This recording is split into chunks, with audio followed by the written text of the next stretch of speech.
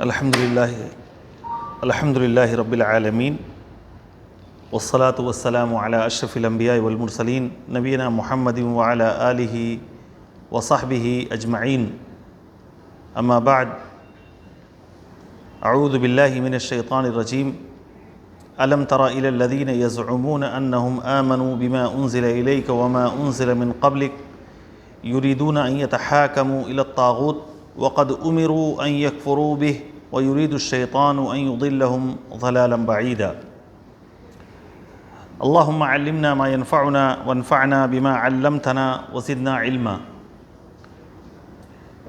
محترم دینی بھائیو، السلام علیکم ورحمۃ اللہ وبرکاتہ۔ ہر قسم کی تعریف و توصیف اللہ رب العالمین کے لیے لائق و زیبا ہے، جس نے ہمیں اس گھر میں دین کے اہم باب عقیدے کو سمجھنے کے لیے اکٹھا فرمایا ہے۔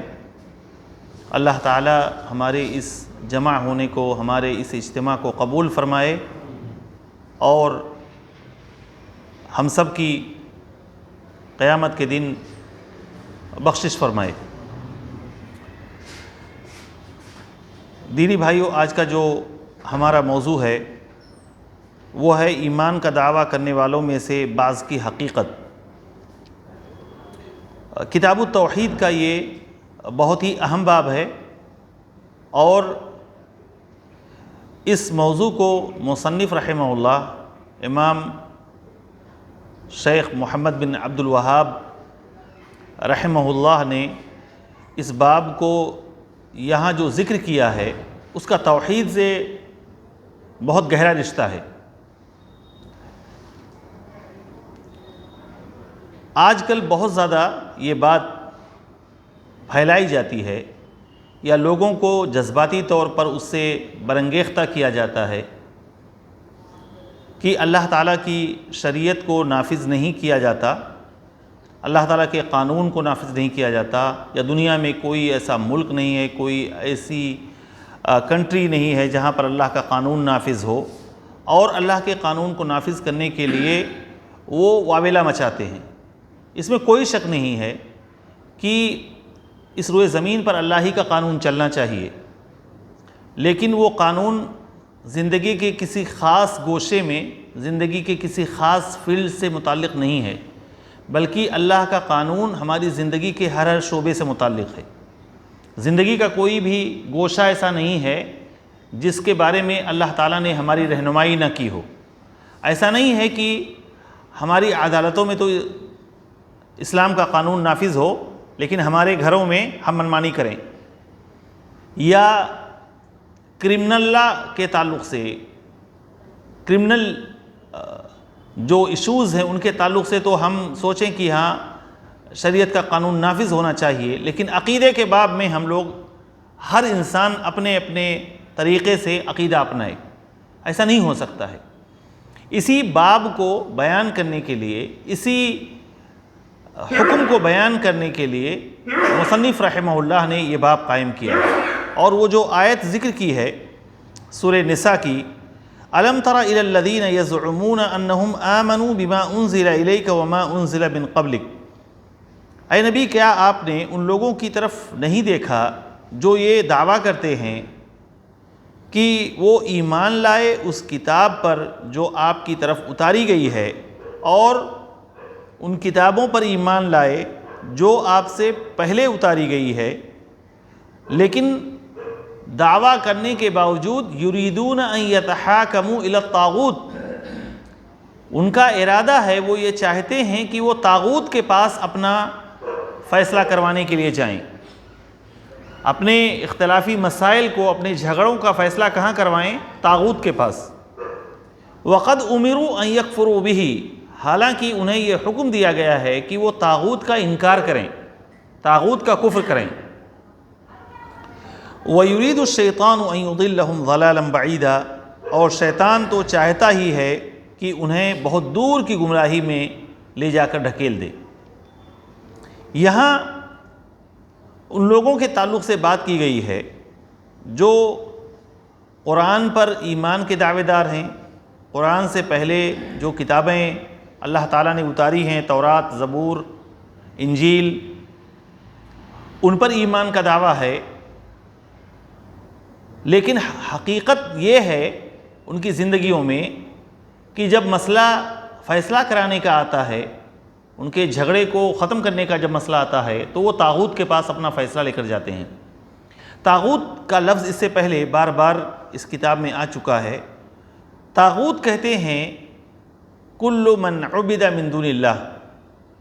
ہر وہ چیز جس کی عبادت اللہ کو چھوڑ کر کی جائے اور وہ اپنی عبادت سے راضی ہو، اس کو طاغوت بولتے ہیں۔ کل ما تجاوز به العبد حده من معبود او متبوع او مطاع۔ ابن القیم رحمہ اللہ نے فرمایا ہے کہ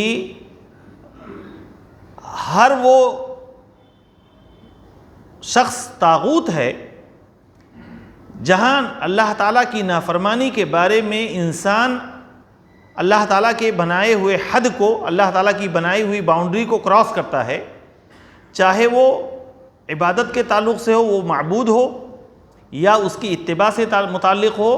یا اس کی اطاعت سے متعلق ہو، چاہے اس کی اطاعت کی جائے اللہ کو چھوڑ کر، یا اس کی اتباع کی جائے اللہ کو چھوڑ کر، یا اس کی عبادت کی جائے اللہ کو چھوڑ کر، اور وہ اپنی عبادت سے راضی ہے تو اس کو طاغوت بولتے ہیں۔ طاغوت، اور سب سے بڑا طاغوت کون ہے؟ ابلیس ہے۔ ایسے ہی وہ شخص بھی طاغوت ہے جو اپنی عبادت کا حکم دے، سجدہ کرنے کا حکم دے، رکوع کرنے کا حکم دے، یا ایسا شخص بھی طاغوت ہے جس کی عبادت کی جائے اور وہ اپنی عبادت سے راضی ہو۔ اور وہ شخص بھی طاغوت ہے جو اللہ کے فیصلے کو چھوڑ کر، اللہ کے قانون کو چھوڑ کر منمانی طریقے سے لوگوں کے درمیان فیصلہ کرے، یعنی اللہ کی کتاب، اللہ کے نبی صلی اللہ علیہ وسلم کی سنت کو چھوڑ کر منمانی طریقے سے وہ فیصلہ کرے تو وہ طاغوت ہے۔ تو دعویٰ تو ایمان کا ہے کہ قرآن پر ایمان ہے، قرآن سے پہلے کی کتابوں پر ایمان ہے۔ یاد رکھیں ایمانیات میں یہ بات بھی شامل ہے کہ اللہ تعالیٰ کی کتابوں پر ہم ایمان رکھیں، ان تؤمن باللہ وملائکتہ وکتبہ، اللہ نے جو بھی کتابیں اتاری ہیں اس پر ہمارا ایمان ہونا چاہیے، اور وہ کتابیں جن کا نام قرآن اور سنت میں آیا ہوا ہے ان پر ہم تفصیلی طور پر ایمان رکھیں گے، اور جن کتابوں کا نام اللہ تعالیٰ نے قرآن میں یا اللہ کے نبی نے اپنی سنت میں بیان نہیں کیا ہے، ہم اس پر بھی اجمالی طور پر ایمان رکھیں گے کہ ہر قوم کے اندر اللہ نے نبی بھیجا ہے، کتابیں بھیجی ہیں۔ بہت ساری کتابوں کے ہمیں نام معلوم ہیں، بہت ساری کتابوں کے نام ہمیں معلوم نہیں ہیں۔ اگر کوئی شخص قرآن پہ ایمان رکھے لیکن تورات پر ایمان نہ رکھے تو وہ مسلمان ہے؟ نہیں مسلمان ہے۔ اگر کوئی شخص قرآن پہ ایمان رکھے اور انجیل کا انکار کرے تو وہ مسلمان نہیں ہے۔ افتؤمنون ببعض الکتاب وتکفرون ببعض، اللہ نے فرمایا کیا تم بعض کتابوں پر ایمان رکھتے ہو، بعض کتابوں کا انکار کرتے ہو؟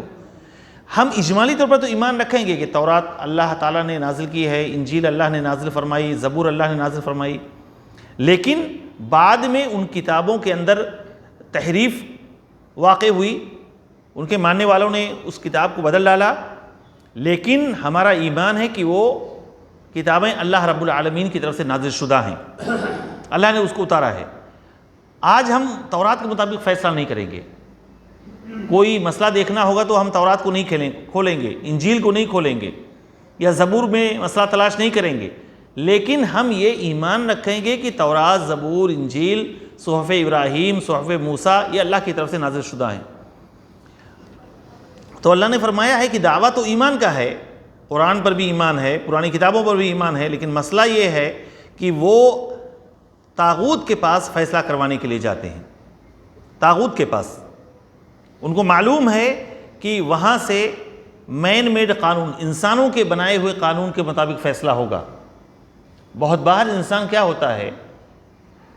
قرآن و سنت سے اس لیے اعراض کرتا ہے، منہ موڑتا ہے، کیونکہ اس کو لگتا ہے کہ قرآن کے مطابق جو فیصلہ آئے گا وہ ہمارے خلاف آئے گا، اس لیے وہ اپنا فیصلہ دنیاوی کورٹ میں لے کر جاتا ہے۔ وہاں رشوت چلتی ہے، وہاں انسان خریدے اور بیچے جاتے ہیں، گواہ خریدے بیچے جاتے ہیں، اور وہاں منمانی طریقے سے اپنے حساب سے انسان اس کو ڈیل کر سکتا ہے اور اپنے حق میں فیصلہ کروا سکتا ہے، اس لیے وہ انسانوں کے بنائے ہوئے محکمے میں، عدالتوں میں جا کے رجوع کرتے ہیں اور وہاں سے فیصلے لے کے آتے ہیں۔ دینی بھائیوں، اگر انسان ان فیصلوں پر راضی ہے تو یہ کفر ہے، یاد رکھیں۔ بعض دفعہ انسان خواہشات کا بندہ ہوتا ہے اور تھوڑے سے فائدے کے لیے اس کو معلوم ہے کہ میں یہ گناہ کر رہا ہوں، غلط کر رہا ہوں، اس کے باوجود وہاں چلا جاتا ہے، تو وہ کافر تو نہیں ہوگا لیکن یہ گناہ کبیرہ کا ارتکاب کر رہا ہے۔ لیکن اگر وہ اس فیصلے پہ راضی ہے، اس کو لگتا ہے کہ آج کی جو عدالتیں ہیں وہ فلاں مسئلے میں جو فیصلہ کریں گی وہ اسلامی قانون سے بہتر ہے یا اسلامی قانون کے برابر ہے۔ مثلا تجارت اور لین دین کے معاملے میں، بزنس و کاروبار کے تعلق سے کوئی اگر انسان یہ عقیدہ رکھے کہ اسلام کا بتایا ہوا قانون، اسلام کی بتائی ہوئی جو رہنمائی ہے وہ ہمارے لیے آؤٹ ڈیٹڈ ہے، وہ پرانے زمانے کی بات تھی، آج دنیا بہت ایڈوانس ہو چکی ہے، اکانومی بہت ایڈوانس ہو چکی ہے، لین دین کے طریقے بہت ایڈوانس ہو چکے ہیں، اب اسلامی قانون جو ہے آؤٹ ڈیٹڈ ہو چکا ہے، اگر کوئی شخص یہ عقیدہ رکھتا ہے تو وہ کافر ہو جاتا ہے۔ یاد رکھیں، اللہ رب العالمین نے ہمیں پیدا کیا، الا لہ الخلق والامر، پیدائش کا جیسے اختیار اللہ کو ہے، وہی پیدا کرنے والا ہے، تو فیصلہ کرنے کا بھی اختیار صرف اسی کو ہے، صرف اسی کا کمانڈمنٹ چلے گا، حکم اسی کا چلے گا، شریعت اسی کی چلے گی۔ یہ نہیں کہ نمازوں کے معاملے میں تو ہم سنتوں کو تلاش کریں اور جب معاملات اور لین دین کا مسئلہ آئے تو ہم شریعت بھول جائیں اور پھر منمانی طریقے سے وہاں ڈیل کریں، یا جھگڑے اور لڑائی کے معاملے میں تو ہم عدالتوں کا دروازہ کھٹکھٹائیں، لیکن جب عقیدے کا مسئلہ آئے تو ہم یہ کہیں کہ ہر شخص کو یہ آزادی حاصل ہے کہ وہ اپنے اپنے طریقے سے جو عقیدہ اس کو پسند آئے اس کو اختیار کرے۔ عقیدہ زیادہ اہم ہے یا معاملات زیادہ اہم ہیں؟ معاملات میں اگر انسان کچھ فسڈی ہے، پیچھے رہ گیا، اس سے غلطیاں ہوئی ہیں تو اللہ کے ہاں معافی کی گنجائش موجود ہوتی ہے۔ مثال کے طور پر آپ چوری کیے اور مر گئے، آپ کو کوئی سزا نہیں ملی، آپ مسلمان ہیں کہ نہیں ہیں؟ مسلمان ہیں۔ کوئی شخص شراب پیتے ہوئے مر گیا اور اس کو کوئی سزا نہیں ملی، مسلمان ہے کہ نہیں؟ وہ مسلمان ہے۔ لیکن کوئی شخص یہ عقیدہ رکھے کہ فلاں جو بزرگ ہیں، فلاں جو پیر ہیں، یا فلاں جو وفات پا چکے ہیں، وہ ہماری بگڑی بنا سکتے ہیں، وہ بیمار کو تندرست کر سکتے ہیں، وہ اولاد دے سکتے ہیں، وہ ہمارے گھریلو جھگڑوں کا خاتمہ کر سکتے ہیں۔ اگر کوئی شخص یہ عقیدہ رکھ کے مر جائے تو وہ تو مشرک ہے، شرک اکبر ہے، وہ تو مخلد فی النار ہوگا، وہ ہمیشہ ہمیشہ کے لیے جہنم میں جائے گا۔ تو دینی بھائیوں، یہ مسئلہ جاننے کی بہت زیادہ ضرورت ہے۔ عقیدہ اسی لیے پڑھایا جاتا ہے، بتایا جاتا ہے، سمجھایا جاتا ہے کہ عقیدہ اگر درست ہے تو آپ کے اعمال بھی درست ہوں گے۔ یاد رکھیں، جس قدر آپ کا عقیدہ ٹھوس ہوگا، مضبوط ہوگا، آپ کے اعضاء و جوارح سے جو اعمال نکلیں گے وہ بھی اسی قدر درست ہوں گے، اور عقیدہ جس قدر گڑبڑ ہوگا اعمال بھی اسی قدر گڑبڑ ہوں گے، کیونکہ روٹ اور جڑ جب گڑبڑ ہوگا تو اس سے جو شاخیں نکلیں گی وہ بھی اتنی ہی کمزور رہیں گی۔ اسی لیے عقیدے کا جاننا بہت ضروری ہے۔ کوئی شخص، اس سے پہلے ہم لوگ پڑھ چکے ہیں کہ ایک آدمی ایک مکھی مار کے کسی آستانے پہ چڑھا دیتا ہے اور اس کی وجہ سے وہ جہنم میں جاتا ہے، جہنم میں جاتا ہے۔ اگر ہم آج کسی مسلمان کو شراب پیتے ہوئے دیکھ لیں تو پورا سماج تھو تھو کرنے لگتا ہے، لیکن اگر کسی شخص کو ہم شرک اکبر کرتے ہوئے دیکھتے ہیں تو اس سے ہمیں گھن نہیں آتی ہے، کیونکہ ہمارے مزاجوں نے، ہمارے ذہنوں نے اس کو قبول کر لیا ہے کہ یہ تو نارمل سی بات ہے، عام سی بات ہے، عام سا چلن ہے، لوگ ایسا کرتے ہیں، چلتا ہے، اس میں کون سی بڑی بات ہے۔ اس لیے کہ اس شرک کے تعلق سے ہمارے ذہنوں میں، ہمارے دماغوں میں وہ نفرت نہیں ڈالی گئی جو شراب کے تعلق سے ڈالی گئی ہے۔ اسی لیے جیتے جی انسان شرک کرتا رہتا ہے اسی شرک پر موت بھی ہو جاتی ہے اور اس کو پتہ بھی نہیں رہتا کہ ہم شرک کر رہے ہیں، کیونکہ اس کو بتایا ہی نہیں جاتا ہے۔ اسی لیے دینی بھائی، عقیدے کا مسئلہ سب سے زیادہ اہم ہے۔ عقیدہ درست ہے، اللہ رب العالمین کے یہاں بخشش کی گنجائش موجود ہے۔ عقیدہ گڑبڑ ہے تو گنجائش ختم ہو جاتی ہے۔ یا ابن آدم لو اتیتنی بقراب الارض خطایا ثم لقیتنی لا تشرک بی شیئا لاتیتک بقرابها مغفرہ۔ اے آدم کے بچے، اگر تم پوری زمین بھر کے گناہ میرے پاس لے کر آؤ لیکن تم نے میرے ساتھ شرک نہیں کیا ہوگا تو میں اتنا ہی تمہارے پاس مغفرت لے کر آؤں گا، معاف کر دوں گا، تمہیں معاف کر دوں گا اور مجھے کوئی فرق نہیں پڑے گا۔ یہ ہے عقیدہ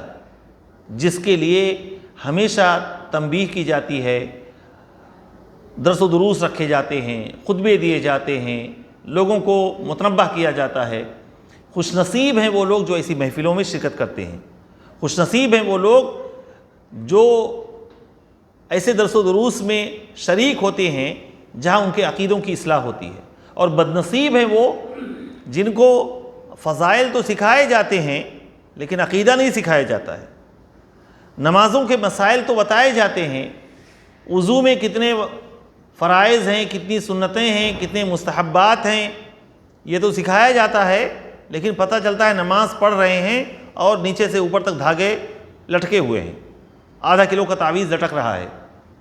وہ نماز کیا فائدہ دے گی جب آپ شرک اکبر میں مبتلا ہیں؟ تو آپ کا دل کسی دھاگے سے جڑا ہوا ہے، کسی مردے سے جڑا ہوا ہے، کسی ایسی بے جان چیز سے آپ کا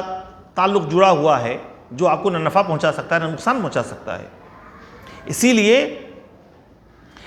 انسان کو زندگی کے ہر مسئلے میں اس کا حل قرآن و سنت سے ڈھونڈنا چاہیے۔ وَمَا اخْتَلَفْتُمْ فِيهِ مِنْ شَيْءٍ فَحُكْمُهُ إِلَى اللَّهِ، تمہارا جس مسئلے میں بھی اختلاف ہو جائے، من شیئن، شیئن جو ہے کامن ناؤن، اس کو بولتے ہیں نکرہ، جس مسئلے میں بھی اختلاف ہو جائے فحکمہ، تو اس کا فیصلہ کہاں ہوگا؟ اللہ کے ہاں، اس کے رسول کے پاس ہوگا۔ یہ نہیں کہ ہم شادی بیاہ میں اپنے خاندان کا رسم و رواج لے کر چلیں گے، ہمارے علاقے میں یہی چلتا ہے، بے حیائی، مرد و زن کا اختلاط اور ہنسی مذاق، شریعت کے تمام قوانین کی دھجیاں اڑائی جاتی ہیں، ہنسی مذاق اور تفریح کے نام پر بے حیائی کے مظاہر وہاں پر دیکھے جاتے ہیں، لیکن وضو اور نماز کے معاملے میں ہم جو ہے بہت سخت نظر آتے ہیں۔ بے شک اچھی بات ہے، لیکن یہ اللہ کا فیصلہ صرف جو ہے مسجدوں تک محدود نہیں ہے۔ یہ کوئی چرچ نہیں ہے کہ جب آپ چرچ میں گھسیں اسی وقت صرف کرسچن لگیں، باقی عام دنیا میں آپ ایتھیسٹ لگیں، ملحد لگیں۔ ایک مسلمان زندگی کے ہر معاملے میں اللہ اس کے رسول کے ہاں سے ہی فیصلہ لیتا ہے۔ یہ نہیں کہ مسئلے مسائل میں اختلاف ہوگا تو کہیں گے نہیں، ہر آدمی اپنے اپنے مسلک پر، اپنے اپنے مذہب پر عمل کرے، ہمیں اس میں چھیڑ چھاڑ نہیں کرنا چاہیے۔ عجیب بات ہے، اللہ نے فرمایا ہے کہ وَمَا اخْتَلَفْتُمْ فِيهِ مِنْ شَيْءٍ، کسی بھی چیز میں تمہارا اختلاف ہو جائے فَحُكْمُهُ إِلَى اللَّهِ، تو اس کا فیصلہ جو ہے اللہ کے یہاں ہوگا۔ چاہے وہ اختلافی مسائل ہوں، اجتہادی مسائل ہوں، دعوتی مسائل ہوں، لین دین کے مسائل ہوں، معاملات ہوں، عقیدہ ہو، کچھ بھی ہو، فیصلہ ہمیشہ قرآن و سنت کے حساب سے ہوگا۔ اور اگر انسان اپنی خواہشات کی پیروی کرتے ہوئے قرآن و سنت کو چھوڑ کر کسی اور پرٹیکولر مذہب مسلک کے حساب سے وہ کہتا ہے نہیں مجھے فلاں مذہب کے حساب سے، فلاں مسلک کے حساب سے فتویٰ دو، یہ صریح گمراہی ہے دینی بھائی۔ اللہ نے فرمایا ہے، یہ ہماری آپ کی بات نہیں ہے۔ وَيُرِيدُ الشَّيْطَانُ أَن يُضِلَّهُمْ ضَلَالًا بَعِيدًا، شیطان تو چاہتا ہی ہے کہ انسان کو دور کی گمراہی میں لے کے چلا جائے، اتنی دور کی گمراہی میں لے کے چلے جاؤ کہ وہاں سے پلٹنے کا راستہ نہ بچے۔ اس کے بعد جو دوسری آیت مصنف رحمہ اللہ نے ذکر کی ہے، فرماتے ہیں وَإِذَا قِيلَ لَهُمْ تَعَالَوْا إِلَى مَا أَنزَلَ اللَّهُ إِلَى الرَّسُولِ، جب ان سے کہا جاتا ہے کہ آؤ اس بات کی طرف، اس فیصلے کی طرف جو اللہ نے اتاری ہے، اور رسول کی طرف آؤ، یہ اللہ کے نبی صلی اللہ علیہ وسلم کی زندگی میں،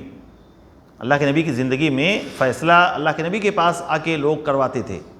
لیکن آپ کا جب انتقال ہو گیا تو اب ہمیں کہاں لے کے جانا ہے؟ آپ کی سنتوں کی طرف۔ ترکت فیکم امرین ما ان تمسکتم بہ لن تضلوا بعدی کتاب اللہ و سنتی، میں تمہارے درمیان دو چیزیں چھوڑ کے جا رہا ہوں، جب تک ان کو مضبوطی سے پکڑے رہو گے کبھی گمراہ نہیں ہوگے، اللہ کی کتاب اور میری سنت۔ تو جب تک آپ زندہ تھے جھگڑے لڑائی اس کے فیصلے اللہ کے نبی کے پاس آتے تھے، لیکن جب آپ کا انتقال ہو گیا تو آپ اپنے پیچھے اپنی سنت چھوڑ کے گئے ہیں، اللہ کی کتاب چھوڑ کے گئے ہیں، اس کے مطابق ہمیں فیصلہ کروانا ہے۔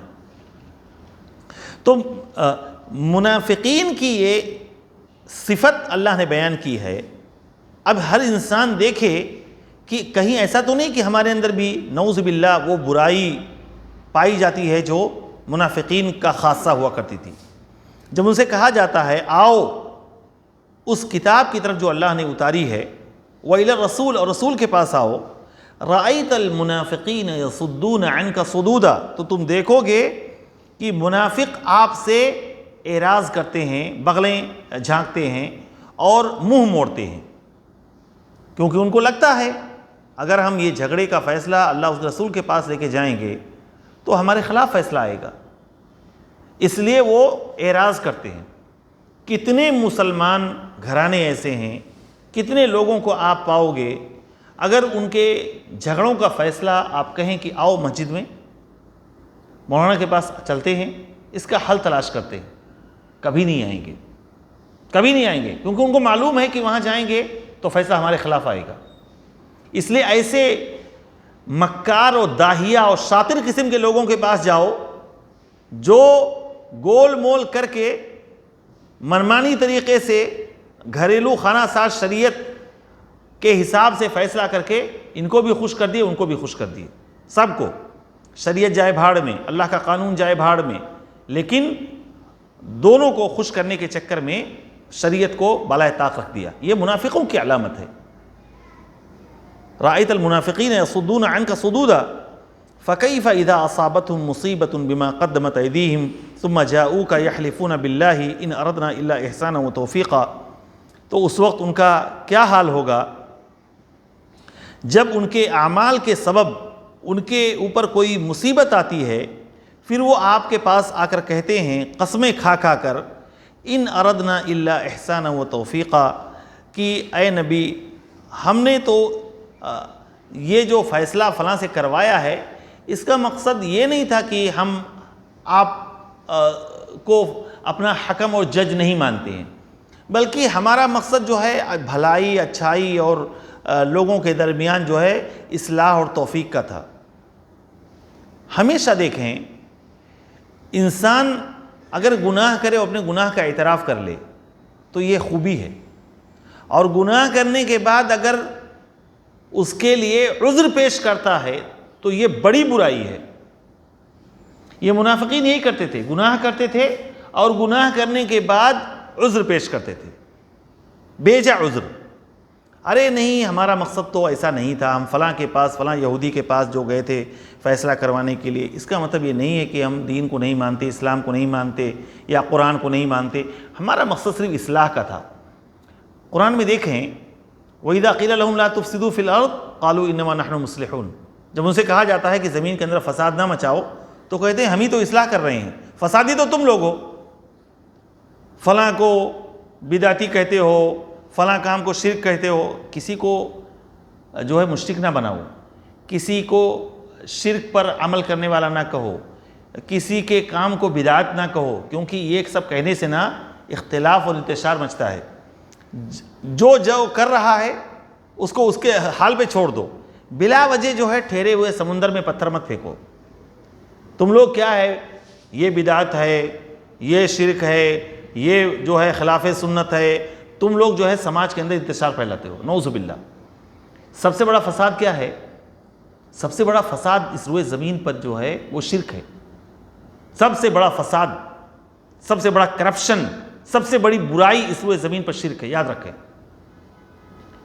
اور گناہ جتنا زیادہ ہوگا اتنا ہی زیادہ ظہر الفساد فی البر والبحر بما کسبت ایدی الناس، یہ بحر و بر میں جو فساد و کرپشن مچا ہوا ہے، اللہ کی طرف سے آسمانی بلائیں آ رہی ہیں، زلزلے آ رہے ہیں، کہیں قحط سالی ہے، کہیں پر بیماریاں پھیل رہی ہیں۔ اللہ کے نبی صلی اللہ علیہ وسلم نے فرمایا ہے کہ جس قوم کے اندر زنا عام ہو جاتا ہے، فواحش عام ہو جاتے ہیں، اللہ تعالیٰ اس قوم کے اندر ایسی بیماریاں بھیجتا ہے جو پہلے انہوں نے سنا ہی نہیں تھا۔ دیکھیں، ہم لوگوں نے اپنی ہی زندگی میں ایسی بیماریاں سنی ہیں جو ہمارے باپ دادا جانتے بھی نہیں تھے، بلکہ خود ہم نے بچپن میں نہیں سنی تھی وہ بیماری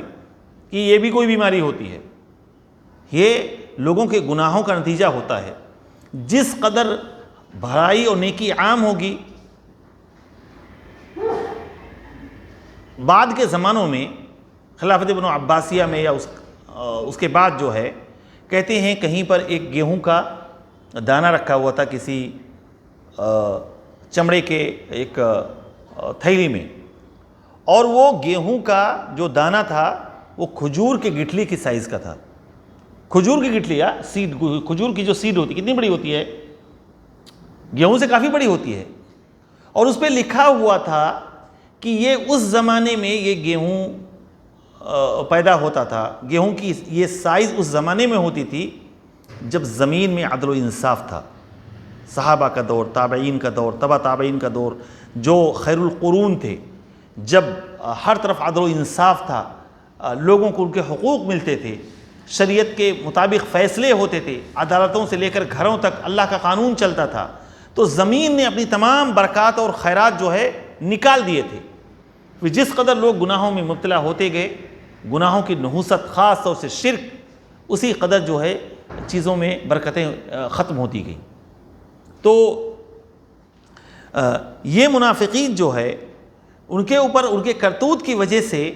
جب کوئی مصیبت آتی ہے اور ان سے کہا جاتا ہے تو وہ فوراً جو ہے عذر پیش کرنا شروع کرتے ہیں، ان اردنا الا احسانا و توفیقا، کہ ہمارا مقصد اس سے صرف اچھائی اور صلح کرنے کا تھا، ہم تو صلح کرانا چاہتے تھے۔ اللہ کے نبی صلی اللہ علیہ وسلم اور صحابہ کو یہ منافقین فسادی کہتے تھے اچھی خاصی زندگی ہماری گزر رہی تھی، سب آپس میں بھائی بھائی تھے، شیر و شکر تھے، لا کے اچانک پتہ نہیں کیا توحید کا ڈنکا بجایا، توحید کا شوشہ چھوڑا، ایک اللہ کی وحدانیت کی طرف دعوت دینا شروع کیا، پتہ چلا باپ بیٹے کا دشمن، شوہر بیوی کا دشمن، بیوی شوہر کا دشمن، بھائی بھائی کا دشمن، پڑوسی کا دشمن۔ تو یہ منافقین کہتے تھے فسادی تو تم لوگ ہو، اچھی خاصی ہماری زندگی سکون سے گزر رہی تھی، تم لوگوں نے آ کے اس پوری سوسائٹی میں خلفشار مچا دیا۔ آج بھی جو صحیح دعوت دینے والے ہیں، کتاب و سنت کی طرف لوگوں کو بلانے والے ہیں، خالص دین کی طرف لوگوں کو دعوت دینے والے ہیں، ان کے اوپر طرح طرح کے الزامات لگائے جاتے ہیں، طرح طرح کے طعنے ان کو دیے جاتے ہیں، یہ گستاخ نبی ہیں، گستاخ رسول ہیں، یہ گستاخ اولیاء ہیں، یہ غیر مقلدین ہیں، یہ فلاں، سبحان اللہ، عجیب جو ہے ٹائٹل دیا جاتا ہے۔ یہ سبحان اللہ، اگر اس طرح کی چیزیں آپ کو مل رہی ہیں تو آپ کو خوش ہونا چاہیے، کیونکہ ہمیشہ اللہ کے نیک بندوں کو، کتاب و سنت پر چلنے والوں کو اسی طرح کے ٹائٹل دیے گئے ہیں۔ یہ منافقین کہتے تھے ہم ہی تو اصلاح کرنے والے ہیں، تم لوگ تو فسادی ہو۔ وَإِذَا قِيلَ لَهُمْ لَا تُفْسِدُوا فِي الْأَرْضِ قَالُوا إِنَّمَا نَحْنُ مُصْلِحُونَ، جب ان سے کہا جاتا تھا کہ زمین کے اندر فساد نہ مچاؤ تو کہتے تھے کہ ہم ہی تو اصلاح کرنے والے ہیں، ہم ہی تو لوگوں میں بھائی چارگی بانٹنے والے ہیں، تم لوگ فسادی ہو۔ وَلَا تُفْسِدُوا فِي الْأَرْضِ بَعْدَ إِصْلَاحِهَا وَادْعُوهُ خَوْفًا وَطَمَعًا إِنَّ رَحْمَةَ اللَّهِ قَرِيبٌ مِّنَ الْمُحْسِنِينَ، اور زمین میں اصلاح کے بعد فساد نہ مچاؤ۔ میں بتایا، علماء نے کہا ہے سب سے بڑا فساد کیا ہے؟ شرک ہے۔ سب سے بڑا فساد شرک ہے۔ سب سے بڑا فساد اللہ کی کتاب، اللہ کے نبی صلی اللہ علیہ وسلم کی سنت کو چھوڑ کر انسانوں کے بنائے ہوئے قانون کے مطابق فیصلہ کروانا، یہ سب سے بڑا فساد ہے۔ جب لوگوں کو ان کے حقوق نہیں ملیں گے تو زمین میں کرپشن پھیلے گا، فساد پھیلے گا، جھگڑے ہوں گے، اور لوگوں کو جب انصاف ملے گا، اور انصاف کا واحد راستہ کیا ہے؟ اللہ کی کتاب اور اللہ کے نبی کی سنت۔ اس کے علاوہ جہاں بھی جائیں گے، جس سے بھی فیصلے کروائیں گے، لوگوں کے حقوق مارے جائیں گے۔ آپ دیکھیں، اللہ رب العالمین نے ہمیں پیدا کیا، الا یعلم من خلق وهو اللطیف الخبیر، کیا جس نے پیدا کیا وہی نہیں جانے گا؟ اللہ رب العالمین نے جو قانون ہمارے لیے بنا دیا ہے، جو شریعت ہمارے لیے اتاری ہے، جو احکامات ہمارے لیے اتارے ہیں، وہ رہتی دنیا تک کے لیے وہ کمپیٹیبل ہیں، رہتی دنیا تک کے لیے وہ قابل عمل ہیں، اور رہتی دنیا تک کے لیے وہی ایک راستہ ہے جس پر انسان چل کر کامیابی پا سکتا ہے۔ باقی جو انسانوں کا بنایا ہوا قانون ہے، تو انسان کیا ہوتا ہے؟ انسان شارٹ سائٹڈ ہوتا ہے، تنگ نظر، زیادہ زیادہ 10 سال 20 سال 30 سال یا حد بھر اگر کچھ ہوا تو 50 سال تک کے لیے کوئی قانون وہ چلتا ہے، اس کے بعد وہ قانون آؤٹ ڈیٹڈ ہو جاتا ہے۔ ریپ کو روکنے کے لیے سوچیں کتنے قانون بنے، ریپسٹ کو پھانسی پہ لٹکا دیا جائے، ریپسٹ کو عمر قید کر دی جائے، ریپسٹ کو جو ہے اس کے آرگن کاٹ لیے جائیں، ریپسٹ کو یہ کیا جائے، ریپسٹ کو وہ کیا جائے۔ کیا ریپ رکا؟ نہیں رکا، بڑھتا جا رہا ہے دن بدن۔ اب تو ریپسٹ جو ہوتے ہیں وہ پہلے تو چھوڑ دیتے تھے، اب ان کو لگتا ہے کہ اگر میں چھوڑ دیا اس وکٹم کو تو یہ تو کل میرے لیے مصیبت بن جائے گی، گواہی دے گی اور پھر میں پھانسی پہ لٹک جاؤں گا۔ اس لیے ریپ کے ساتھ ساتھ اس معصوم کو، اس بے گناہ کو جو ہے قتل بھی کر دیتے ہیں۔ نہ رہے بانس نہ بجے بانسری، ختم، سارے جو ہے اس کے جرائم کے سارے نشانات ہی مٹا دو کہ کوئی پکڑ ہی نہ سکے سرے سے۔ گناہ ختم نہیں ہوتے،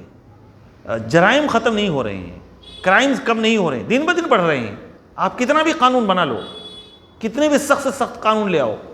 ہر جگہ تو تم پولیس کا پہرا تو نہیں بٹھا پاؤ گے، ہر جگہ تم سی سی ٹی وی تو نہیں لگا پاؤ گے، تم جنگلوں میں تو سی سی ٹی وی نہیں لگا سکتے، بیابان میں سی سی ٹی وی تو نہیں لگا سکتے۔ اگر اندر سے انسان مجرم پیشہ ہے، جرائم پیشہ ہے، تو اسے جرم سے کوئی نہیں روک پائے گا۔ عدالتیں بکتی ہیں، ججز بکتے ہیں، فیصلے بکتے ہیں، گواہ بکتے ہیں، رشوت دے کر اپنے حق میں فیصلے کروا لیے جاتے ہیں، پھر کہاں جو ہے جرائم رکیں گے؟ یہ شریعت ہی ایک واحد راستہ ہے جہاں سے جو ہے جرائم رک سکتے ہیں۔ اللہ کا اتارا ہوا قانون ہی ایک واحد راستہ ہے، کیونکہ اللہ تعالیٰ نے ہمیں پیدا کیا، ہماری نفسیات، ہماری سائیکالوجی کو جانتا ہے۔ انسان کتنا بھی ایڈوانس ہو جائے، اللہ رب العالمین تو جانتا ہے کہ کتنا ایڈوانس ہو سکتا ہے۔ ہمارے ایڈوانسمنٹس کے حساب سے اللہ نے ہمارے لیے قانون رکھ دیا ہے، وہ قانون رہتی دنیا تک، قیامت تک کے لیے کمپیٹیبل ہے، وہ آؤٹ ڈیٹڈ کبھی نہیں ہو سکتا۔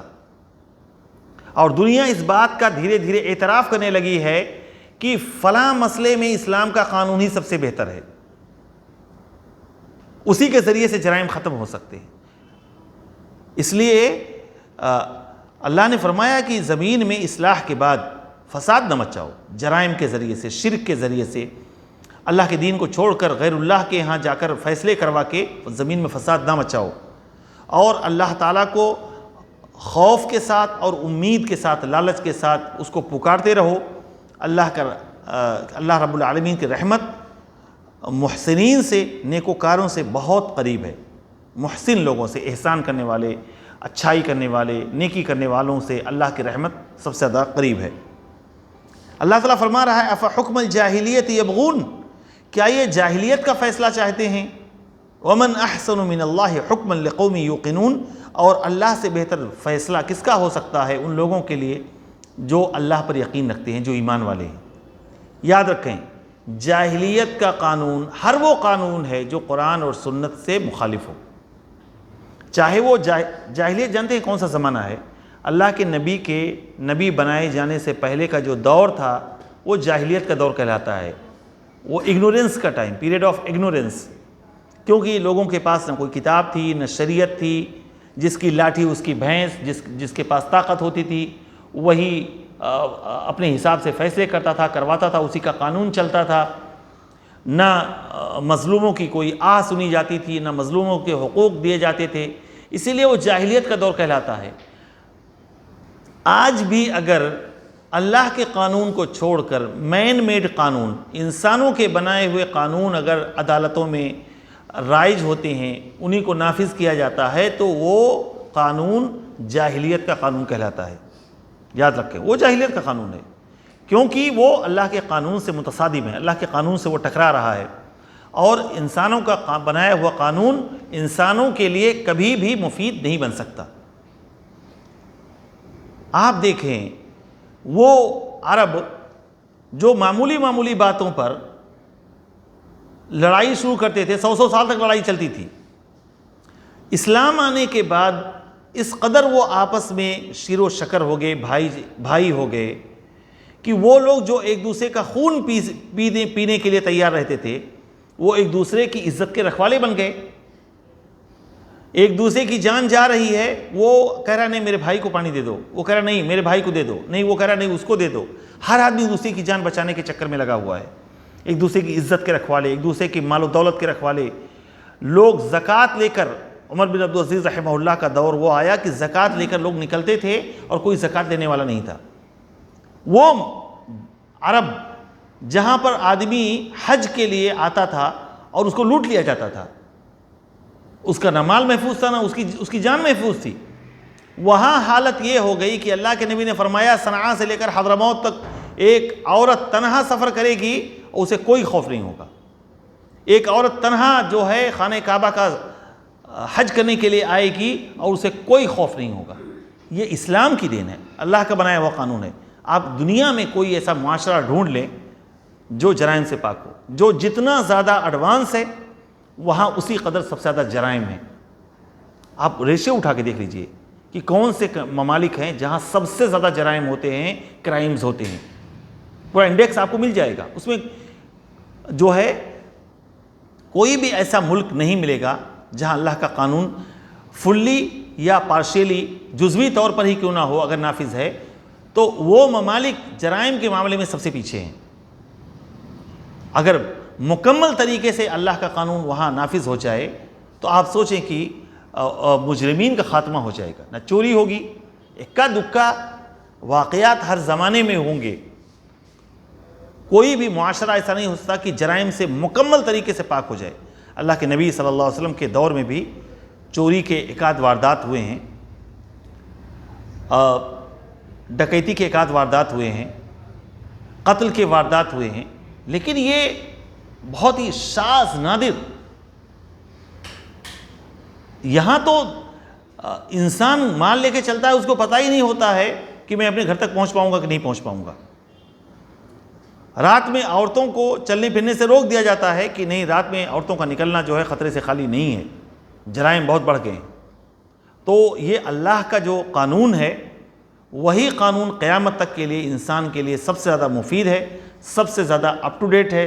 اور سب سے زیادہ دنیا اور آخرت میں اس کی جان، مال، عزت و آبرو کی حفاظت کے لیے سود مند ہے۔ اللہ کے نبی صلی اللہ علیہ وسلم فرماتے ہیں لا یؤمن احدکم حتی اکون ہواہ تبعا لما جئت بہ، تم میں سے کوئی شخص مومن نہیں ہو سکتا یہاں تک کہ اس کی خواہشات اور رغبات ہماری لائی ہوئی شریعت کے تابع نہ ہو جائے۔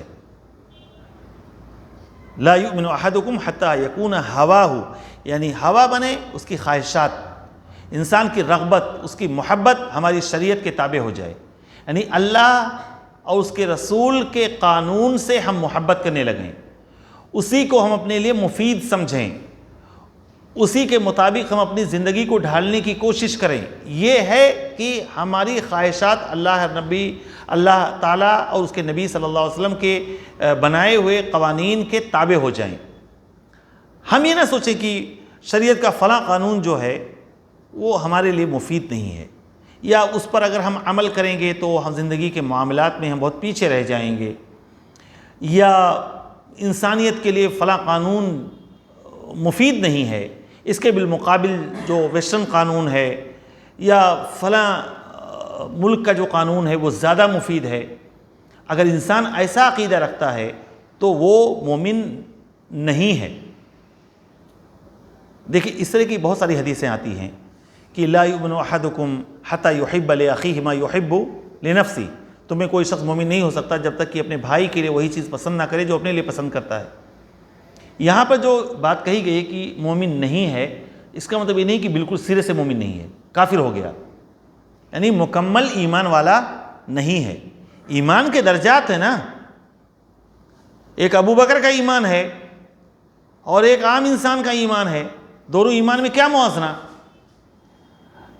ایمان کے درجات ہیں، نیکی سے ایمان بڑھتا ہے اور گناہ سے ایمان انسان کا گھٹتا ہے۔ تو اگر انسان کی خواہشات و رغبات شریعت کے تابع نہیں ہے تو اس کا ایمان سمجھ لو کہ ابھی ناقص ہے، مکمل نہیں ہے۔ اس لیے ایک مومن کا کام ہے کہ اللہ اور اس کے رسول کے فیصلے کے مطابق اپنے آپ کو ڈھالنے کی کوشش کرے۔ سورہ نساء میں اللہ نے فرمایا ہے فَلَا وَرَبِّكَ لَا يُؤْمِنُونَ حَتَّى يُحَكِّمُوكَ فِي مَا شَجَرَ بَيْنَهُمْ، اللہ کی قسم، فَلَا وَرَبِّكَ، اے نبی تمہارے رب کی قسم، لوگ مومن نہیں ہو سکتے حَتَّى يُحَكِّمُوكَ فِي مَا شَجَرَ بَيْنَهُمْ، یہاں تک کہ اپنے تمام ڈسپیوٹڈ، اپنے تمام متنازع مسئلے میں آپ کو اپنا جج نہ مان لیں۔ پہلی چیز، اللہ کے نبی کو یعنی آپ کی سنت کو ہم جج مانیں گے، یعنی اسی کے مطابق ہم فیصلہ کروائیں گے۔ دوسری چیز، فیما شجر ثم لا یجدوا فی انفسہم حرجا مما قضیت، اور پھر آپ کا فیصلہ آنے کے بعد اپنے دل کے اندر کوئی تنگی محسوس نہ کریں کہ بلا وجہ آ کے پھنس گیا، مجھے معلوم ہوتا کہ یہ فیصلہ آنے والا ہے تو یہاں فیصلہ لے کر آتے ہی نہیں۔ یہ نہیں ہے، وَيُسَلِّمُوا تَسْلِيمًا، اور پورے طور پر انسان اس کو تسلیم کر لے، اس کے سامنے جھک جائے، سرنڈر کر دے، بھلے اس کو ظاہری طور پر نقصان لگے، لیکن انسان ایک مومن کا کام ہے کہ وہ یہ سوچے اللہ اس کے رسول کا جو فیصلہ ہے وہی ہمارے لیے مفید ہے، اسی میں ہمارے لیے بھلائی ہے۔ اب اگر کوئی یہ عقیدہ نہیں رکھتا یا اس کی فکر اس حد تک مضبوط نہیں ہوئی ہے تو سمجھ لیجئے کہ اس کا ایمان جو ہے وہ ناقص ہے، وہ مومن کامل نہیں ہے۔ امام شعبی رحمہ اللہ کہتے ہیں کہ ایک منافق اور یہودی کے درمیان جھگڑا ہو گیا، اور یہودی جانتا تھا کہ محمد صلی اللہ علیہ وسلم رشوت نہیں لیتے ہیں، اس لیے یہودی اس جھگڑے کا فیصلہ اللہ کے نبی کے پاس لانا چاہتا تھا، اور وہ منافق اس جھگڑے کا فیصلہ کسی یہودی کے پاس لے جانا چاہتا تھا۔ کہتے ہیں اس بارے میں اللہ تعالیٰ نے سورہ نساء کی یہ آیت اتاری، أَلَمْ تَرَ إِلَى الَّذِينَ يَزْعُمُونَ أَنَّهُمْ آمَنُوا بِمَا أُنزِلَ إِلَيْكَ وَمَا أُنزِلَ مِن قَبْلِكَ يُرِيدُونَ أَن يَتَحَاكَمُوا إِلَى الطَّاغُوتِ، جو پہلی آیت گزری ہے کہ جو ایمان کے دعوے دار تو ہیں لیکن اپنا فیصلہ کہیں اور کروانا چاہتے ہیں، اپنے جھگڑے کا نمٹارا کہیں اور کروانا چاہتے ہیں۔ یہودیوں کو معلوم تھا کہ اللہ کے نبی رشوت نہیں لیتے ہیں، منافق کو پتا تھا کہ یہودی رشوت لے کر، کیونکہ قرآن میں ان کے بارے میں کہا گیا ہے اکلون للسحت، وہ ایک نمبر کے رشوت خور ہوتے تھے۔ دوسری روایت میں ہے کہ ایک منافق میں اور ایک یہودی میں جھگڑا ہوا، منافق چاہتا تھا کہ اس کا فیصلہ کعب بن اشرف کرے۔ کعب بن اشرف ایک یہودی تھا، بنو نذیر کا تھا، یہ عرب، لیکن اس کے ماموں وغیرہ جو ہے وہ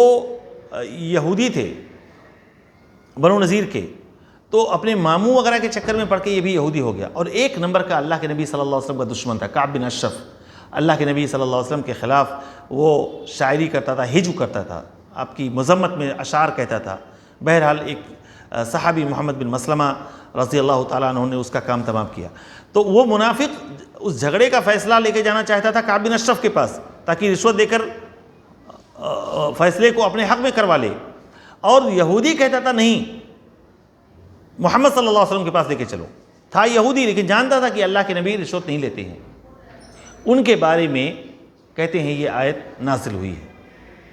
اور ایک روایت یہ آتی ہے کہ ایک یہودی میں اور ایک منافق میں جھگڑا ہوا۔ یہودی اس مسئلے کا فیصلہ اللہ کے نبی کے پاس لے کر آنا چاہتا تھا، اللہ کے نبی کے پاس آیا، اللہ کے نبی نے اس کا فیصلہ کر دیا، لیکن وہ منافق جو تھا اس فیصلے پہ راضی نہیں ہوا، کہا چلو عمر کے پاس، ان سے فیصلہ کرواتے ہیں۔ عمر رضی اللہ تعالیٰ عنہ کے پاس گئے، مسئلہ بیان کیا۔ بیان کرنے کے بعد اس سے پہلے کہ عمر رضی اللہ تعالیٰ عنہ کوئی فیصلہ سناتے، اس یہودی نے بتایا کہ ہم لوگ اللہ کے نبی کے پاس محمد صلی اللہ علیہ وسلم کے پاس سے آ رہے ہیں، وہاں لے کر گئے تھے، انہوں نے یہ فیصلہ کیا ہے۔ عمر رضی اللہ تعالیٰ عنہ فرماتے ہیں کہ رکو آتا ہوں۔ گھر میں گئے اور تلوار لے کر آئے اور اس منافق کی گردن مار دی، کیونکہ جو اللہ کے نبی کے فیصلے سے راضی نہ ہو وہ کافر ہے، وہ کافر ہے کھلم کھلا۔ جو شریعت کے فیصلے سے راضی نہ ہو، اللہ کے نبی کے فیصلے سے راضی نہ ہو، وہ کھلم کھلا کافر ہے، یاد رکھیں۔ اسی لیے عمر رضی اللہ تعالیٰ عنہ نے اس منافق کو قتل کر دیا۔ منافقین کے قتل کے تعلق سے یاد رکھیں، اللہ کے نبی صلی اللہ علیہ وسلم نے رئیس المنافق عبداللہ بن ابی کو قتل نہیں کیا۔ بہت بار آپ سوچتے ہوں گے کہ عائشہ رضی اللہ تعالیٰ عنہ پر اس نے الزام لگایا، مختلف موقعوں پر، جنگ احد کے موقع پر 300 لوگوں کو لے کر وہ جنگ سے پیچھے ہٹ گیا۔ اللہ کے نبی صلی اللہ علیہ وسلم کو بدنام کرنے کے لیے کوئی موقع ہی نہیں چھوڑتا تھا بدبخت۔ اس کے باوجود اللہ کے نبی نے اس کو قتل کیوں نہیں کیا؟ اس کے بارے میں خود اللہ کے نبی صلی اللہ علیہ وسلم کی حدیث ہے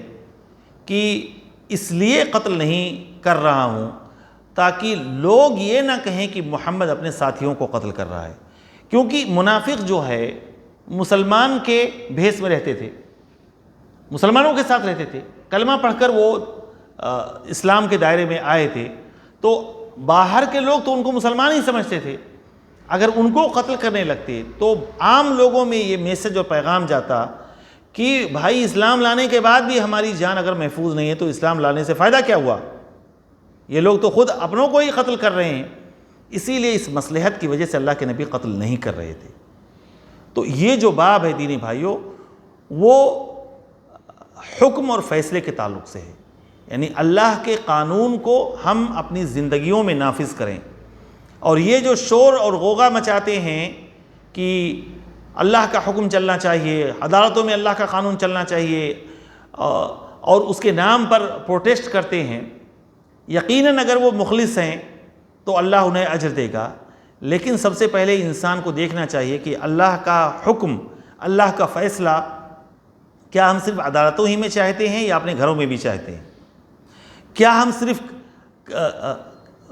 جرائم ہی کے مسئلے میں اللہ کا فیصلہ چاہتے ہیں یا عقیدے کے مسئلے میں بھی اپنا جو ہے ہم اللہ کا فیصلہ چاہتے ہیں؟ اللہ کا حکم، اللہ کا فیصلہ، اللہ کا قانون، یہ زندگی کے ہر شعبے کو محیط ہے، عقیدے سے لے کر مسائل تک، معاملات سے لے کر لین دین تک، ہر چیز میں اللہ کا، اس کے نبی کا قانون ہی ہمارے اوپر چلے گا۔ اللہ رب العالمین سے دعا ہے کہ اللہ تعالی ہمیں دین کو اپنی زندگیوں میں نافذ کرنے کی توفیق عطا فرمائے۔ الہ العالمین ہماری زندگیوں میں جو کوتاہیاں ہیں تو اس کو دور فرما دے۔ الہ العالمین ہمارے عقیدوں کی اصلاح فرما۔ میرے مولا، جب تک ہم دنیا میں زندہ رہیں، اسلام پر زندہ رہیں، جو ہمارا خاتمہ ہو تو ایمان پر ہو۔ وصلی اللہ وسلم علی نبینا محمد وعلی آلہ وصحبہ وسلم۔